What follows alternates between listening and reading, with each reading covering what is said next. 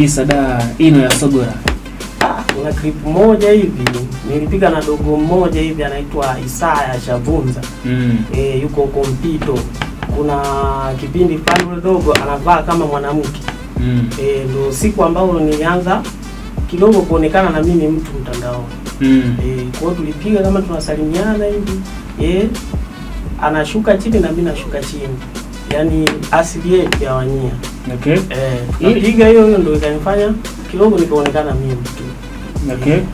Na ile idea ya kusalimiana kwa heshima unapiga magoti mpaka chini. Uliona watu wakisalimiana hivyo ama nini kilikujia mpaka ukawa mbunifu wa idea kama hiyo? Lakini pia Namzi unaweza ukazunguka pia kuwa huru kabisa ili uweze kupata vitu vizuri. Kuhusu ile idea. Kuhusu ile idea mimi nifikiria Wanyia tuna tabia sana ya kupiga magoti.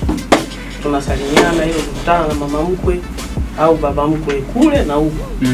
Kwa hiyo vitu vingine ni mimi naongezea tu ili kuleta vibe kwenye clip. Kwa mfano kama ile ya shofwani hivi wao wanaruka shofwani kweli salimiana au sote?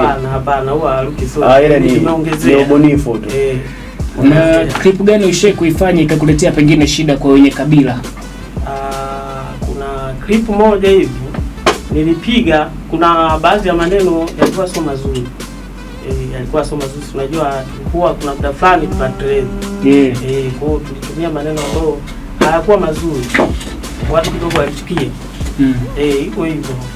Lakini pia sio mbaya. Na mtandaoni unakupataje mzee wangu? Mtandaoni ni wana research Night Sim ndio jina nalotumia.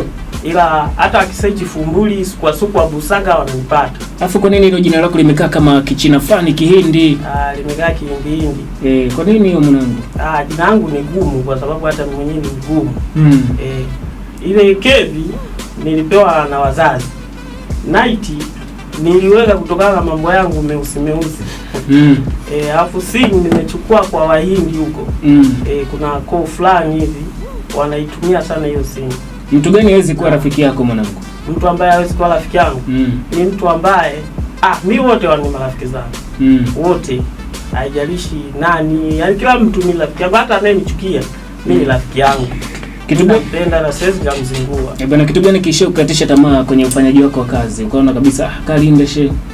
Kuna baadhi ya maneno yanakatisha tamaa, ila kutokana na tumeamua kufanya kazi inabidi tuforce. Mimi kukata tamaa siwezi.